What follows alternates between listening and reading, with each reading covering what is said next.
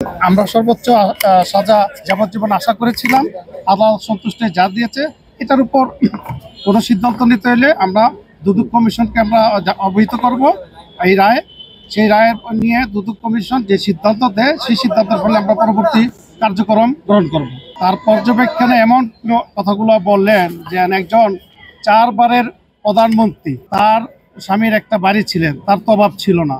তিনি ইচ্ছা করলে তো যেই প্লটটি 6 নম্বর যে প্লট 203 নম্বর রোডের, এই প্লটটি না নিতে পারতেন। একজন সাধারণ গরিব মানুষ, তাদের জন্য তাদের যেই 9 নম্বর প্লটটি তিনি সাধারণ মানুষকে দিয়ে দিতেন। তার কি প্রয়োজন? তার তো কোনো কিছুর প্রয়োজন নাই। সে একজন রাষ্ট্রনায়ক, 4 বার রাষ্ট্রনায়ক, তাদের দিয়ে দিতে পারতেন। কিন্তু তিনি অন্যায়ভাবে দরখাস্ত না করে সমস্ত রুল রেগুলেশন এগুলো ভায়োলেশন করে তিনি ক্ষমতার অপব্যবহার করে এখানে প্রতারণার মাধ্যমে যে প্লটটি নিয়েছেন, এটা খুবই অন্যায় এবং এগুলা দেখতেও রুচিসম্মত না। এবং এটা কোনো মানুষের বুদ্ধিগম্ভনা, কোনো মানুষ এটা গ্রহণ করার মতো না।